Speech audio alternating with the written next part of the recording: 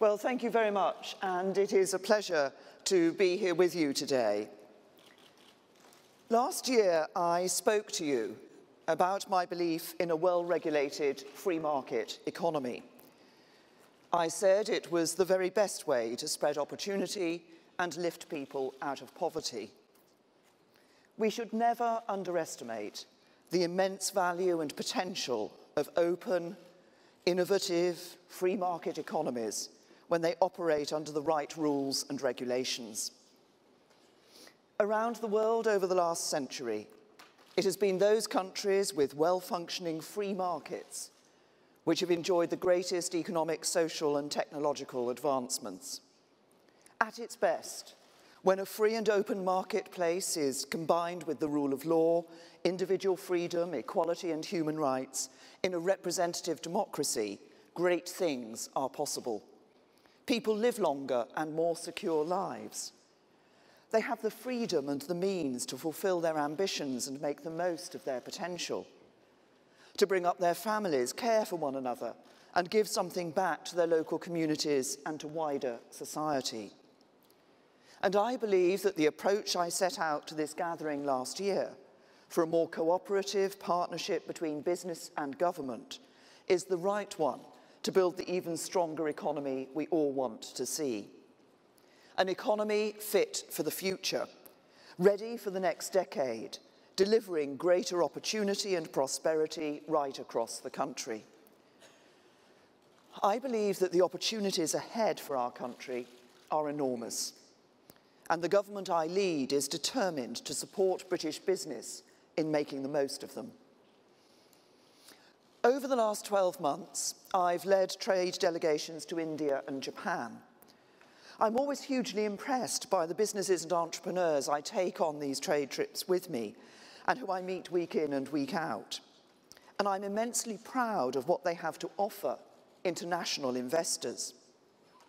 Last year, Britain enjoyed record levels of foreign direct investment. Across the UK, we've seen Toyota announce a £240 million upgrade to their car plant in Derbyshire, and BMW announced that they will build a fully electric version of the Mini in Oxford. In Newport, the train manufacturer CAF is expected to create 200 skilled jobs in its new factory, following a £30 million investment. With support from the Department for International Trade, Elite Electronic Systems in Enniskillen has won contracts worth £1.4 million over the next 5 years. And bus manufacturer Alexander Dennis secured a £44 million deal to export double-deckers to Mexico City, supporting hundreds of jobs in Falkirk and Guildford. Here in London, Google will also open a new London office with £1 billion of investment. As we celebrate this good news, we should keep in mind what it all really means. It's not simply numbers on a balance sheet, but an investment in people's livelihoods and the economic security of families across Britain. It is a vote of confidence in the UK, in our talents, our skills, our infrastructure, and our ideas. And the reason we want a strong and thriving economy and successful businesses is because we want to help more people to lead full and happy lives with good quality jobs and rising living standards, to build a country that works for everyone and an economy that is fit for the future. For the last decade, the biggest economic challenge facing the government has been dealing with the consequences of the financial crash and the Great Recession which followed it. Thanks to the innovation and the entrepreneurship of British business, the hard work and sacrifice of the British people, and the government's clear economic plan, that situation has now been transformed. The deficit has been cut by over 2/3, and the economy has grown for 19 consecutive quarters. Since 2010, over 3 million more people now have the security of a job. There are nearly 1 million fewer workless households. 3.4 million new apprenticeships have begun. Income inequality is at its lowest level since 1986, and the number of people living in absolute poverty is at a record low. British businesses, and indeed the CBI itself, can take their share of credit for what Britain has achieved in the years since the financial crisis. But our job now is to look to the future.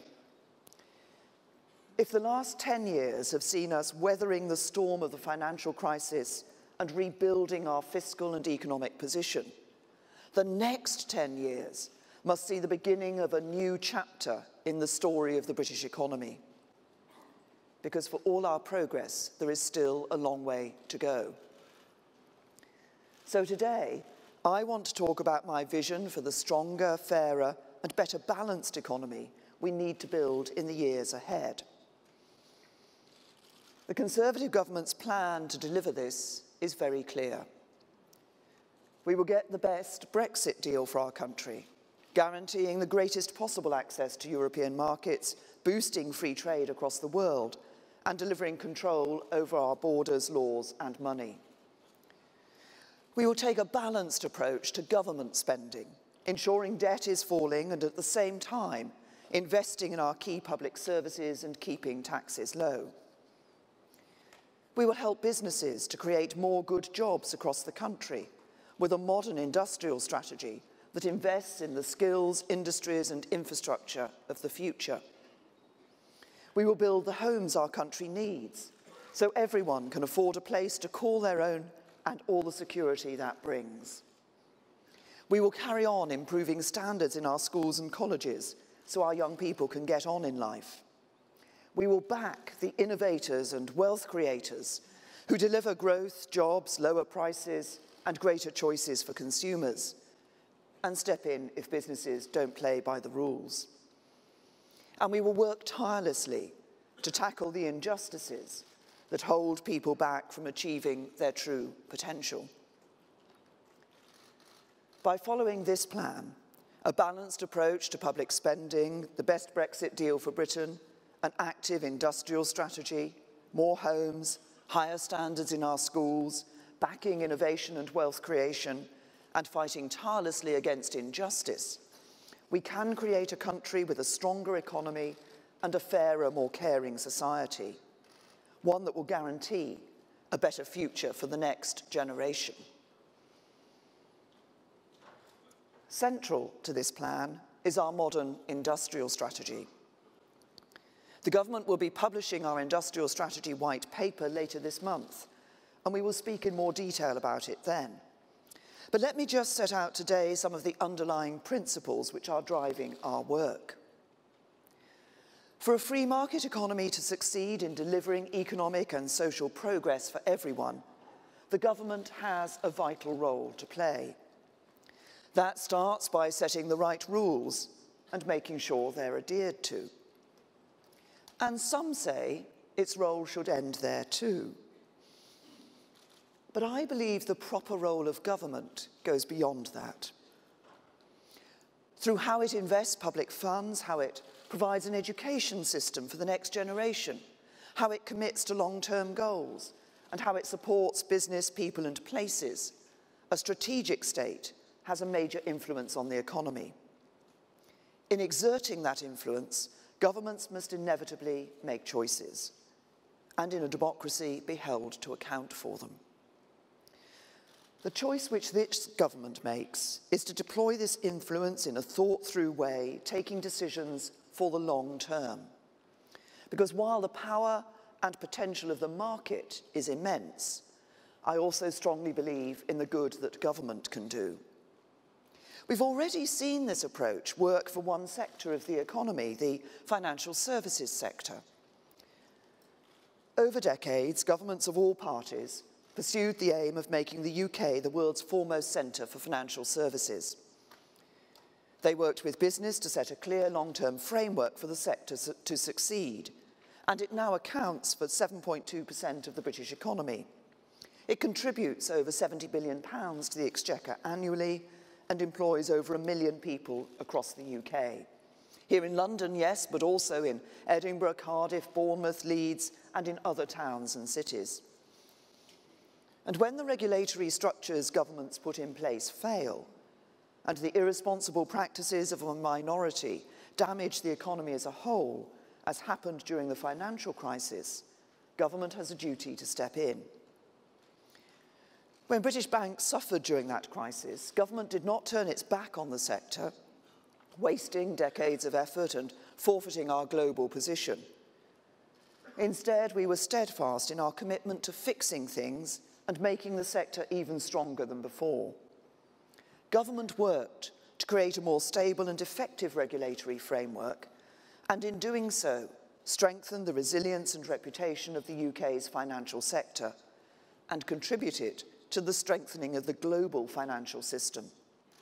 This has been a success story for Britain, and that success has been enabled by strategic support from government and a long-term commitment from Conservative and a previous generation of Labour politicians to provide certainty and follow-through. That model, a strategic long-term partnership between government and a vital sector, effective and evolving regulatory frameworks and incentives, has led to global preeminence for the UK, good quality jobs across the country, and tax revenue to fund vital public services like schools and hospitals. By setting the right frameworks and investing in skills and infrastructure, we can help broaden our economic base, build a more balanced economy, and make Britain a true global leader. Of course, we cannot and we will not try to make a plan for every corner of our economy. We believe in the free market and won't attempt to shield the economy from market forces. So we will have to make strategic decisions about where the government can and where it cannot best support key sectors of our economy. Such an approach avoids the failed state interventionism of the 1970s. But it also learns from the past failures of governments to give sectors and places across the country the long-term support they need to cope with economic change and compete in a changing global marketplace. And as we take the industrial strategy forward, I want the CBI and businesses represented here to work with local enterprise partnerships and elected mayors to ensure that all parts of our country can benefit. Our approach to industrial strategy reflects our ambitions for the British economy as we leave the European Union. A more productive, dynamic, innovative, world-leading economy, which embraces technological change and is globally focused. In my Florence speech in September, I made a generous offer to our European partners, and I'm pleased that EU leaders responded to it positively. The Council acknowledged the progress we have made and called for a further acceleration.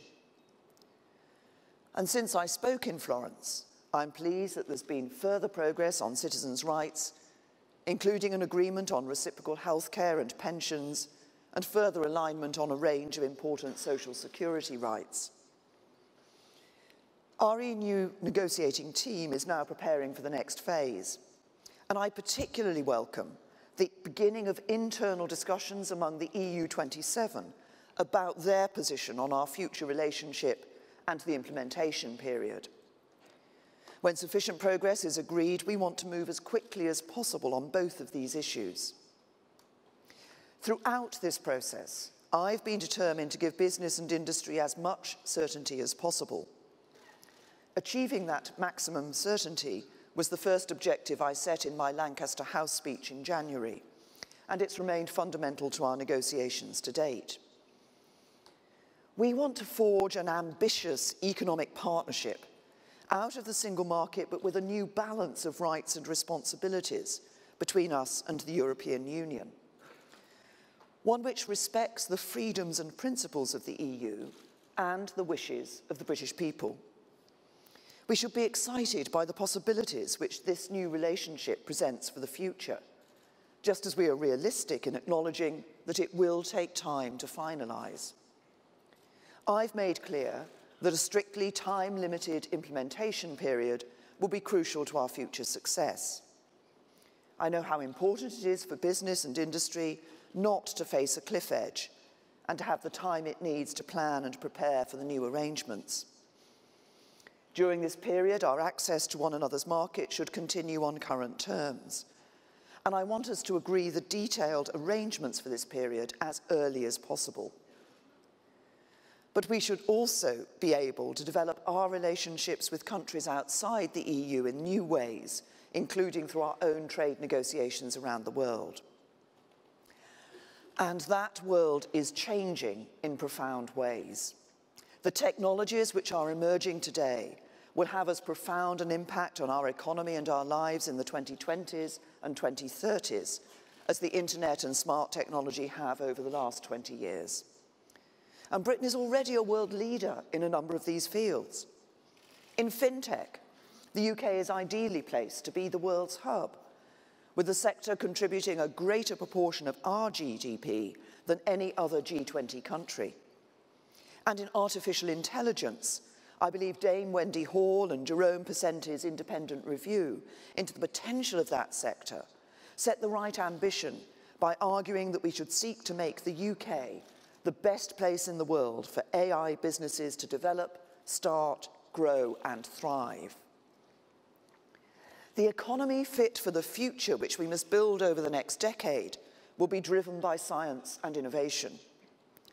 As well as supporting economic growth and helping to create the good jobs of the future, scientific and technological advancements also have the potential to transform and improve our lives, with life-saving medicines, new clean sources of energy, and breakthroughs in the digital technology which we use every day. Last year at this conference, I committed to a record increase in public spending on research and development, with an additional £2 billion per annum by 2021.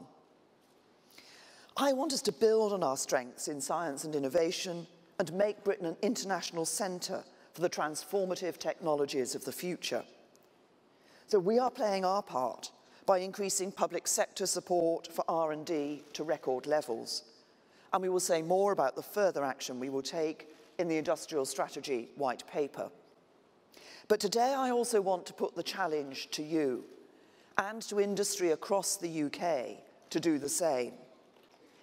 Because the immense benefits which investment in R&D can bring will only be delivered in partnership with business. You will develop the products and services that convert scientific discovery into real improvements in people's daily lives. Today, for every £1 of government support for R&D, British businesses invest around £1.70. But in America, businesses invest around £2.70, and German businesses invest nearly £2.40.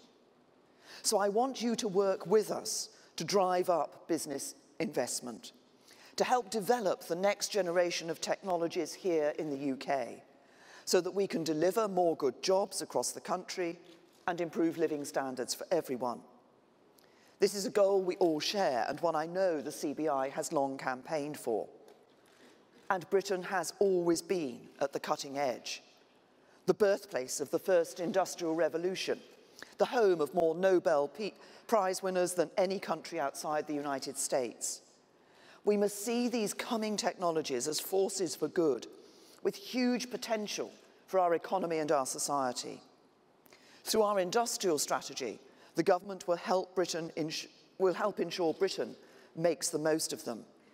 And as is our duty, we will also work with and support those who are disrupted by that change as well. That will mean ensuring that the UK has modern and efficient infrastructure, which delivers for taxpayers and businesses across the UK. And considerable progress has already been made. More than £250 billion has been invested in UK infrastructure since 2010. And the National Infrastructure Commission is giving us impartial expert advice on the crucial infrastructure decisions of the future. But as well as investing in our physical infrastructure, we also have a duty to invest in the skills of our workforce. For too long, technical education in this country was regarded as second best, and our economy suffered as a result. We are changing this. Our new T-levels, backed by over £500 million every year in additional funding once fully rolled out, will transform technical education in England. Last month, we announced the first 3 subjects that the T-levels will cover, digital, construction, and education and childcare. These will be of equivalent status to A-levels and will give young people who want to pursue a technical career a better and clearer path to follow. But improving our offer on technical education takes nothing away from the importance of higher education. I want to see more people from more diverse backgrounds both going on to university and enjoying the benefits of higher level study of all kinds. Our international competitors are producing more and more skilled workers, and we need to do the same. These are exciting times for our country, and I'm optimistic about the future we can build for our young people if we keep pressing ahead with our reforms. Better schools, improved technical education, more accessible universities. Giving everyone the chance to get on in life with a good quality job, the chance to get a secure home and raise a family. That's what our industrial strategy is there to deliver. I've talked this morning about how government and business can work together to pursue a modern industrial strategy and build an economy that is fit for the future. But gathered here today, we cannot ignore the ongoing allegations of serious abuse and harassment in Parliament and across Westminster. As representatives of British business, you know that your firms only truly succeed when you provide safe, secure and professional environments for your employees.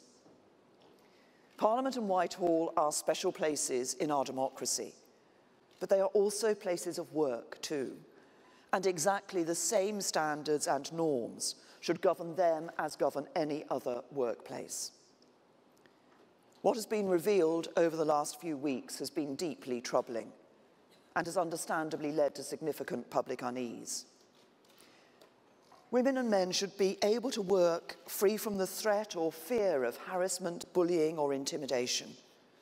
But for too long, the powerful have been able to abuse their power and their victims have not felt able to speak out. And let me be very frank, political parties have not always got this right in the past, but I am determined to get it right for the future. So I've already published a new code of conduct and grievance procedure for the Conservative Party, which will apply to all Conservative office holders and representatives.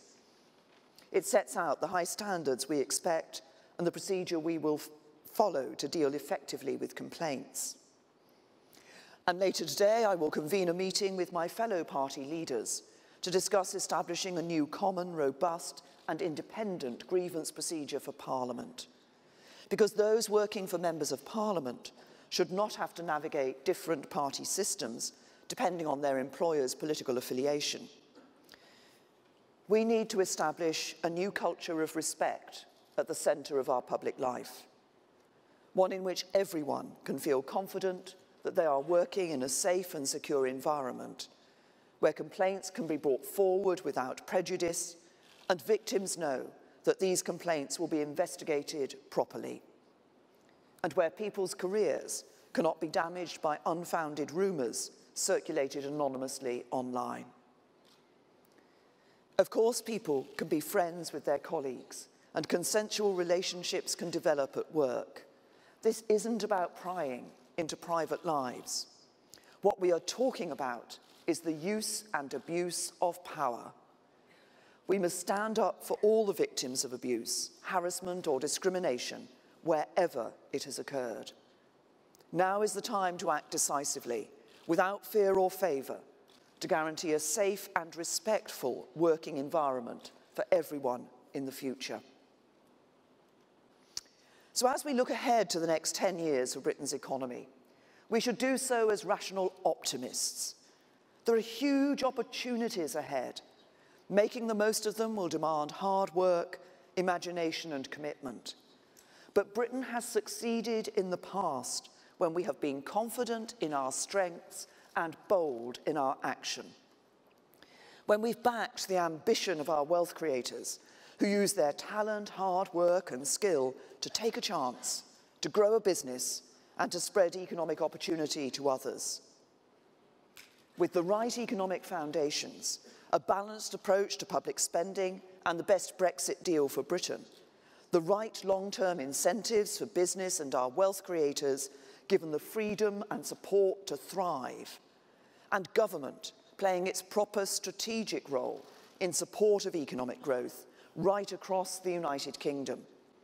I'm convinced that we can and will make the most of those opportunities and build a better future for everyone in our country. Thank you. You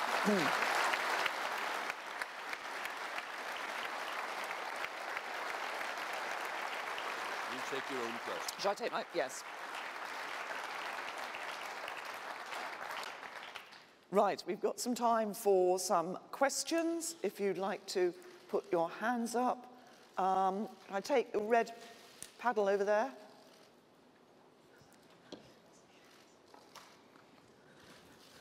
Prime Minister Jessica Elgott from The Guardian.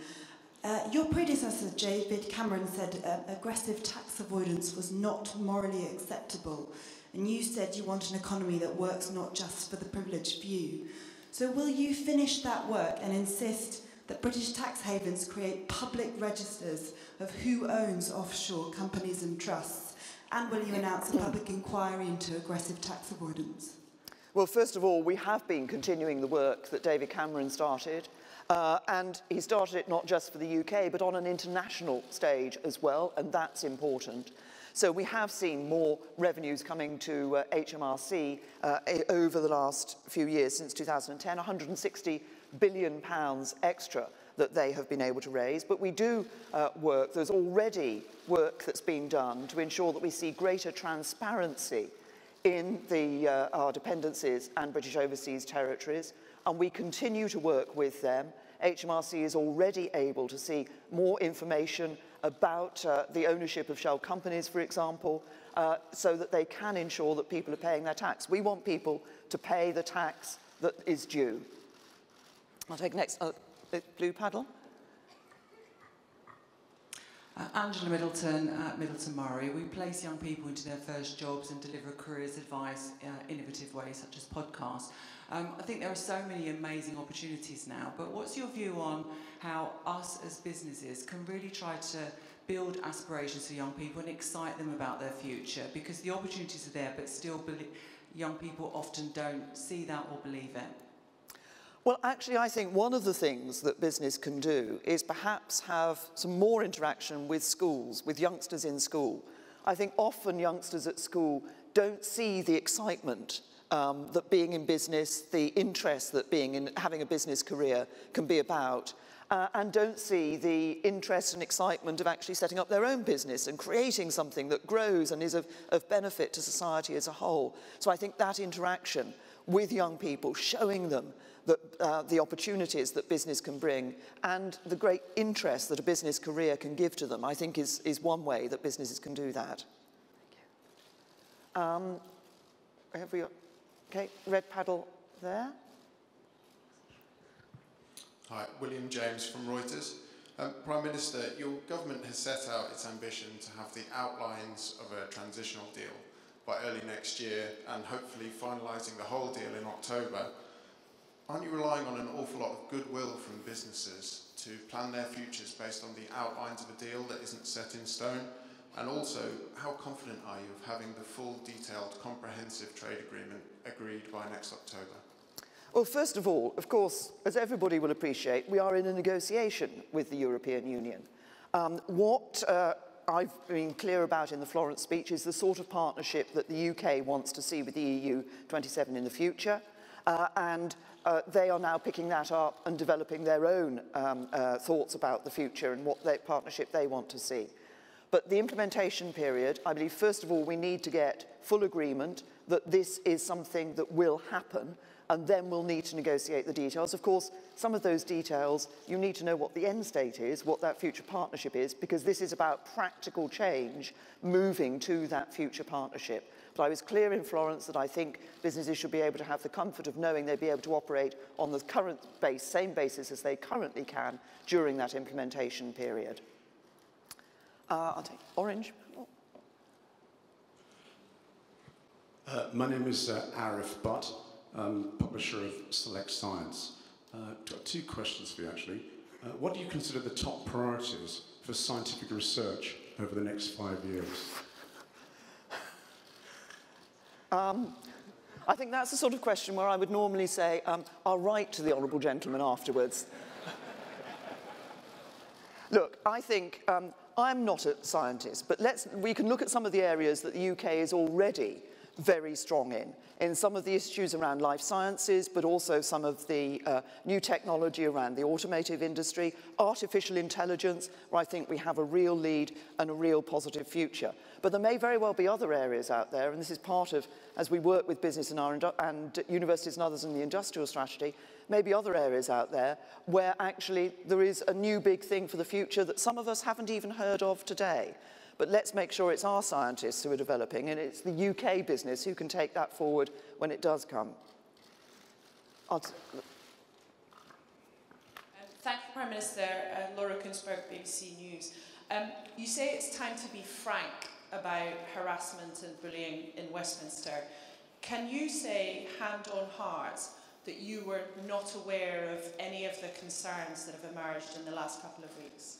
Yeah, obviously what has happened is over the last week a number of stories have appeared in the press, a number of issues were raised with me that didn't appear in the press, and as you've seen, action has been taken. A number of people have been referred to, in my party, have been referred to the Conservative Party's grievance procedure and arrangements that we have put in place, and a number of people have been referred to the Cabinet Secretary where they are in ministerial positions, and it's appropriate for the Cabinet Secretary to look at these issues. What I also want to see, though, this is not just for political parties. I believe it's so important that Westminster itself, Parliament itself, has a proper process for grievance procedures, has a proper process where people can make complaints and bring allegations, because I want people working in Parliament to have the confidence that they can come forward with those allegations, that they can come forward and report misconduct that has taken place.